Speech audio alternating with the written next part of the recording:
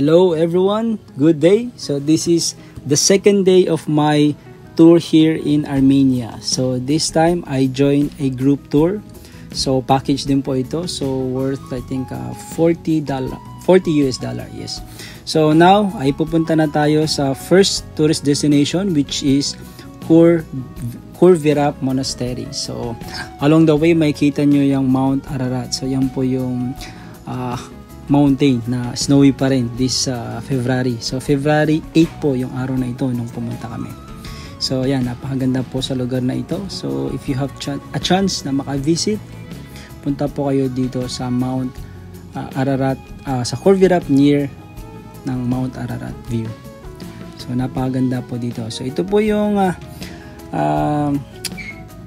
akyatin natin. So yan, gamit ko po ngayon ang aking Insta360 X3, so sa pag-akyat, so para makita natin yung view habang naglalakad. So bali puro Pinoy po kami halos doon sa tour na nabook ko po. So ito po ay mabubook nyo sa kabayan natin sa Tbilisi, Georgia. So pwede po kayo mag-book sa G7 Eurotravel or search nyo po yung kanilang Facebook page na Kabayan Tbilisi in Georgia. So nag-cater po sila ng mga tours in Georgia and Armenia. So last year sa kanila din po ako nag-book, kaya sulit po. Kumbaga subok na yung kanilang tour agency dito sa Georgia and Armenia. So ayan po yung view natin sa taas ng Khor-Virap. So konti na lang pupunta na natin yung part ng monastery. So hindi naman po ganun kataas yung akyatin nyo. So kayang-kaya lang yan. So ayan, umakyat pa ako dyan sa part na yan para makita nyo yung view sa baba. So may option kayo kapag solo travel, kung kayo lang, or private, pwede kayong kumuha ng driver lang, and may tour guide. So kapag naman group tour, so mostly meron niyang tour guide. So yun yung dito sa tour namin na ito, meron kaming tour guide. So marunong siya mag-English and local and also Russian. So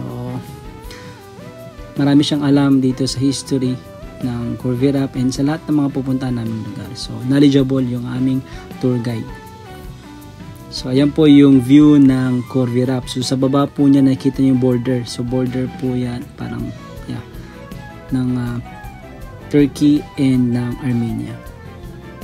So ayan, pasok na po tayo dito sa Khor-Virap Monastery. So sa monastery, pasok tayo. So ito po yung makikita nyo sa loob ng monastery.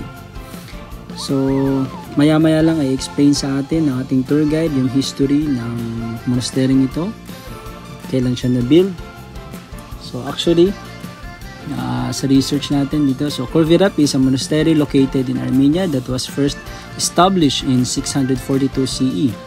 Its name is derived from Virap Nerk in, which means deep dungeon in Armenian. So Khor-Virap is one of the most sacred and visited sites in Armenia, primarily due to the legend of Saint Gregory the Illuminator, who was imprisoned for 13 years in Khor-Virap's dungeon before succeeding in the conversion of King Tiridates the Great to Christianity in the first decade of the 4th century CE. So yan, meron po tayong papasukin dyan sa ibaba. Para siyang church din sa ibaba. So let's see.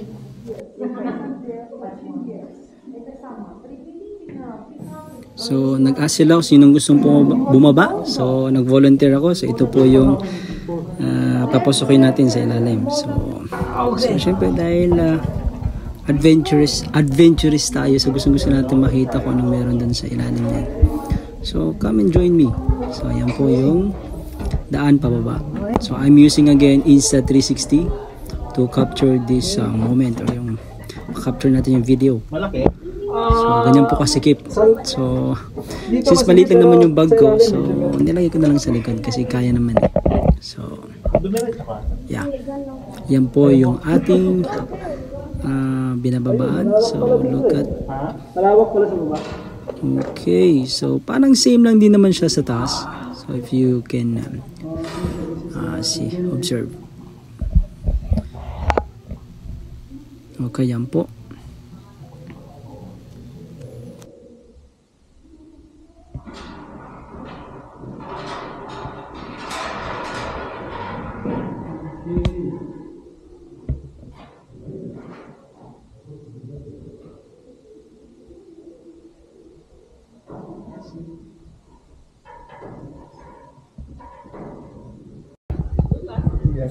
I'm going up.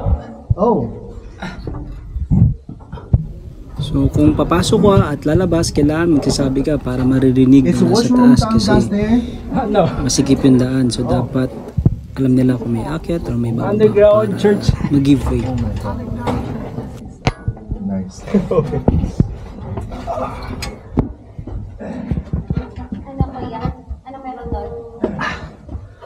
Parang ganito lang din. Parang ganito lang din, mas maliit lang.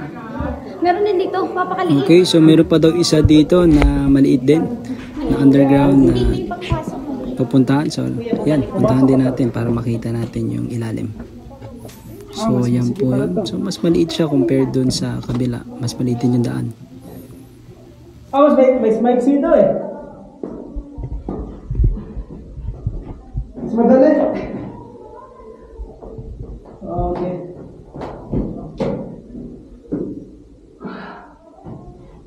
This is it.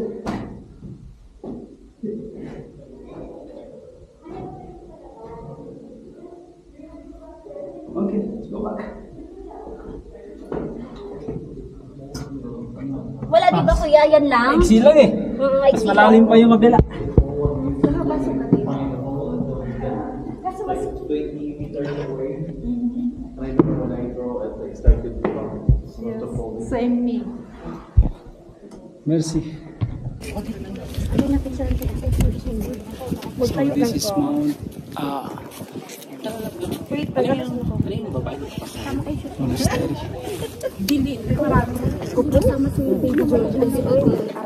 So pakita naman natin yung view ng Mount Ararat dito sa may Corvirap Monastery. So napaganda ng Mount Ararat. So mountain ng Ararat. So yan, snowy pa rin siya, diba? So nakikita nyo yung makapal na snow sa malayo.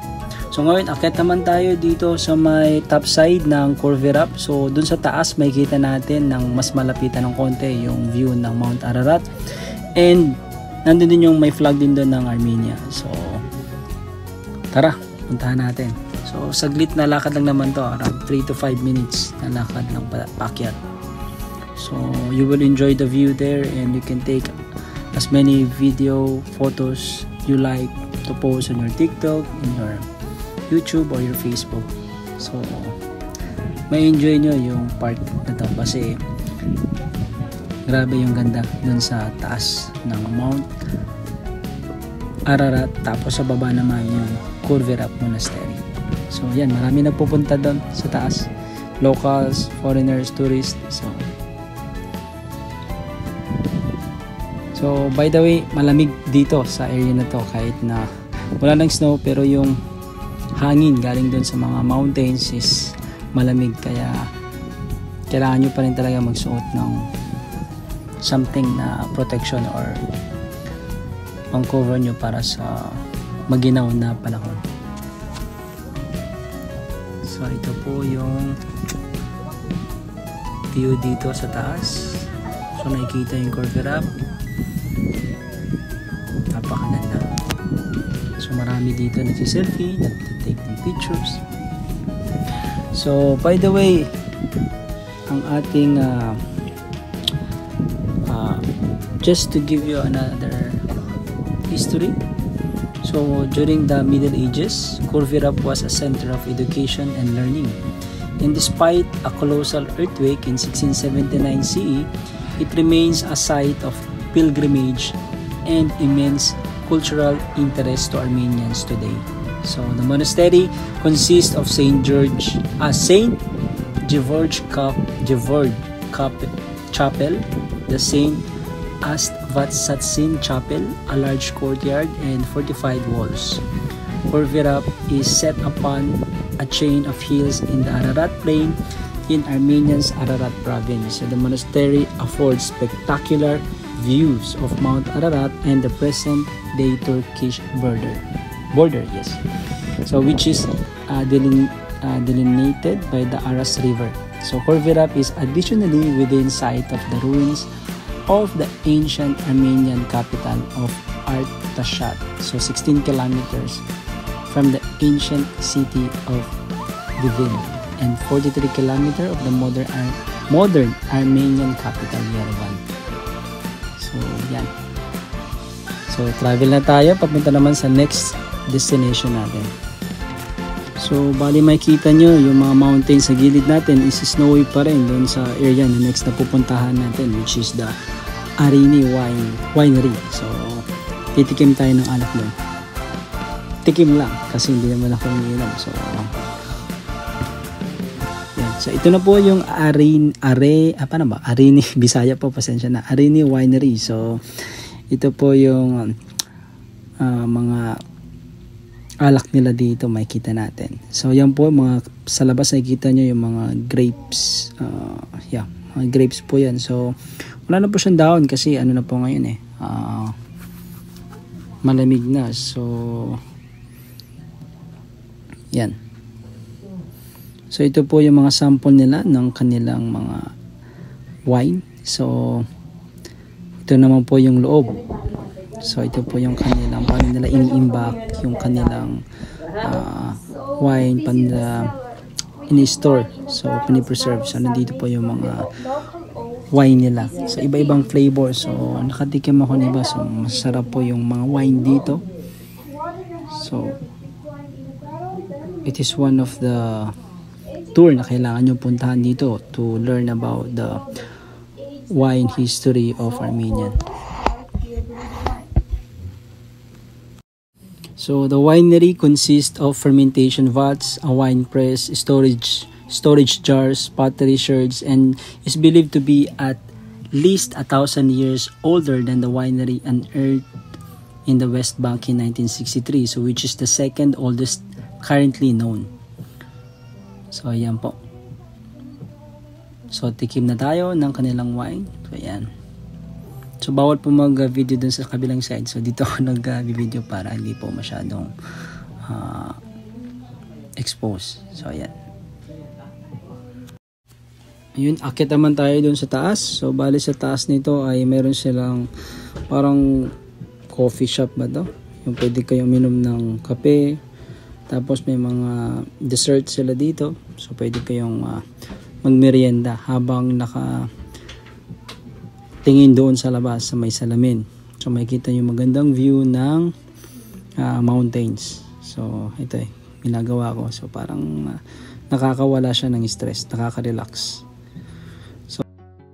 So ayun, punta naman tayo sa next tourist destination natin, yung tinatawag ditong Bird's Cave dito sa Arini.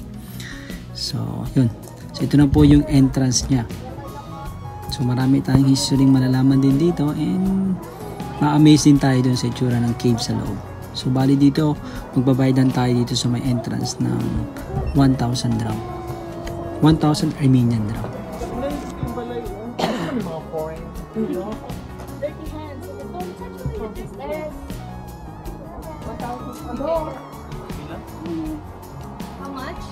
So ito po yung mga kasama ko pong mga Pinoy dito sa tour na ito. So from Ireland po sila and from Saudi. So katulad ko from Saudi, diba? So mababait po lahat ng mga kasama ko, kaya masaya po yung tour na ito kasi enjoy lang. So yan po, dito tayo magbabayad ng 1,000 dram. Armenian dram. Yes. 50,000 yan, 1,000 dram.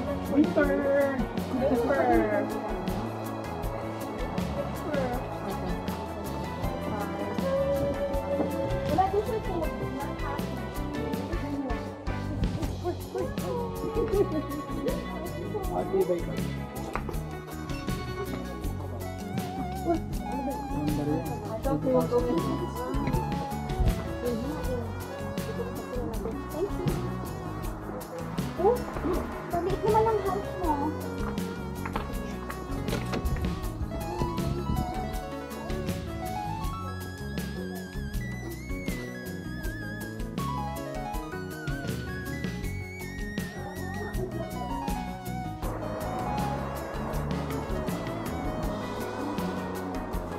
So dito natin ipapakita yung ating ticket na binayaran.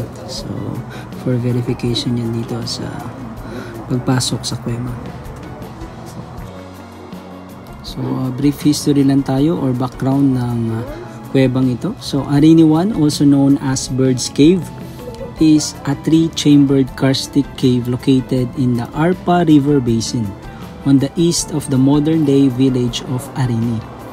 The major significance of the site was abundantly clear during initial excavations undertaken in 2007, when evidence of very well preserved late Chalcolithic 4,300 to 3,400 Cal BC and medieval 4th to 18th centuries AD occupations were discovered.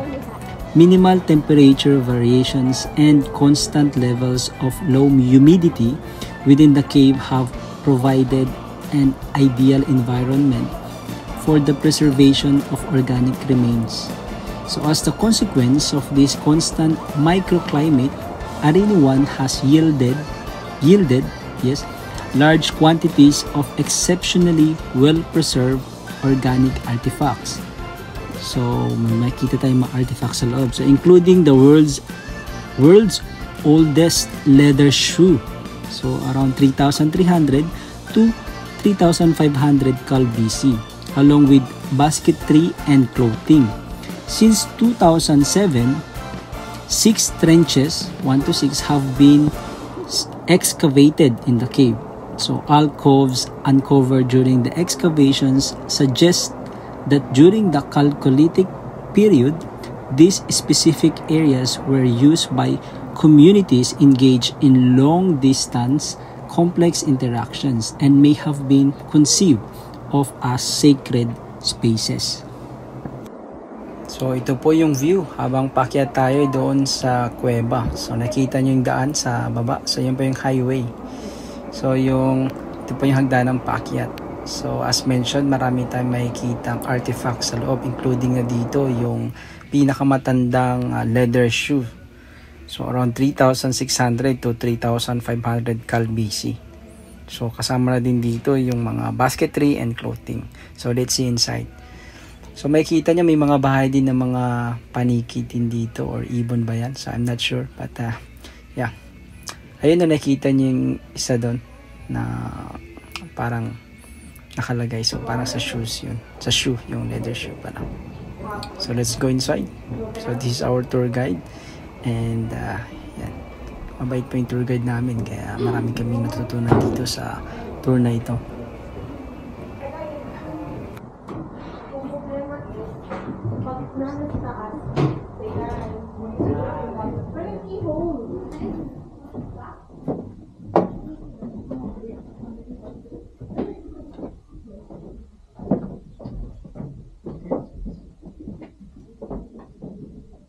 No camera?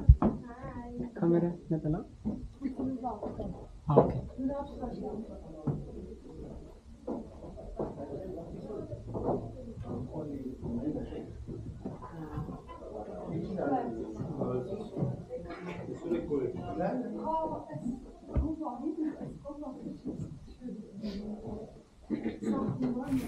So bali, this is what it looks like dito sa loob.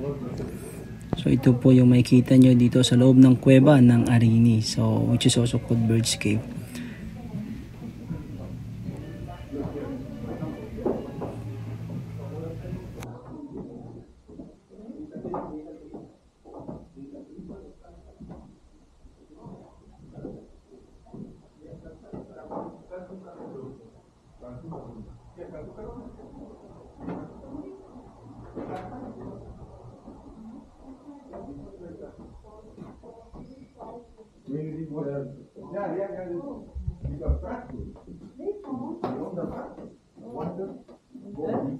And then what?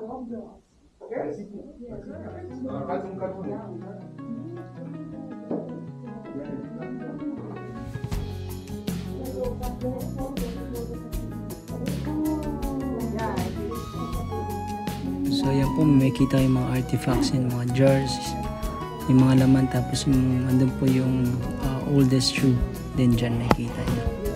So may kakaibang history din sila binabanggit, pero parang medyo hindi ako komportable i-explain. So better you can go here na lang para malaman nyo yung another history po na meron doon sa loob ng kuweba.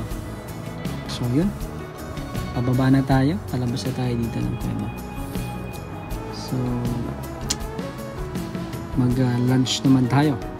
So ayun, mag lunch naman muna tayo bago tayo pumunta doon sa last tourist destination natin. So ito po yung lunch namin. So after namin mag lunch ay punta na tayo sa last tourist destination, which is the Noravank Monastery. So ito po yung pinakamaganda for me na napunta namin nung araw na ito, kasi na-amaze ako doon sa location niya and pati doon sa pagkakagawa ng monastery na ito, kasi nasa gitna siya ng mga hills and mountains. So Noravank Monastery is a 13th century Armenian monastery located 122 km from Yerevan in a narrow gorge made by the Amago River near the town of Yeganadzor in Armenia. So the gorge is known for its tall, sheer brick red cliffs, so directly across from the monastery. The monastery is best known for its two-story Serb Artsvatsatsin Holy Mother of God Church, which grants access to the second floor by way of a narrow stone-made staircase jutting out from the face of building. So makikita nyo dyan yung mga cliffs, red cliffs, kumbaga, na mga mountain sa gilid covered with snow pa yung kabilang side, kasi yung araw natin kabilang side, so ang naarawan lang niya yung itong side na kinatatayuan natin. Kaya kung mapapansin nyo, yung kabila may snow pa rin, nakakatawa, no? So half snow, kabila wala, kabila meron. Kaya nakaka-amaze talagang pagmasdan yung lugar na to. So yun po yung stair na sinasabi na paakyat. Yan yung dalawang stair kung gusto mong directly paakyat pataas. Pero bawal na po dyan, kaya pinagbawal na po nila para maiwasan yung aksidente. So the monastery is sometimes called Noravank at Amago, with Amago being the name of a small and nowadays abandoned village above the canyon, in order to distinguish it from Noravank near Goris. So in the 13th to 14th century, the monastery became a residence of Sunnic bishops and consequently a major religious and later cultural center of Armenia, closely connected with many of the local seats of learning, especially with Gladzor famed university and library. So napakaganda talaga ng view dito, napapansin niyo. So sabi nila doon sa mga cliffs na yan, may mga goats din daw dyan. Goats, yes. Goats na nakatira. Tapos mamaya may makita din tayong fox. May nakita kami sa daan na fox na palakad-lakad. So nakakatawa nga kasi first time kong nakakita ng fox din. So yan. So just enjoy the view. So yan po yung view. So yan, I'm just enjoying talaga yung tour dito kasi napakaganda ng paligid. Amazing, kumbaga. Nakaka-mesmerize. So parang gusto ko siyang balikan. So next time gusto kong balikan to siguro ng mas marami pang snow. So yan po yung fox na nakita namin sa daan, nakakatawa, no? So yan, pauwi na po tayo. Papunta na tayo pabalik sa Yerevan. So enjoy ko po yung araw na ito. So maraming salamat sa inyo pong panonood. So ayun, kinabukasan ay balik na tayo ng Saudi. So ito na po yung airport ng Yerevan. Thank you for watching and hope you enjoy yung tour na ito. So have a great day and hope you enjoy it. Thank you.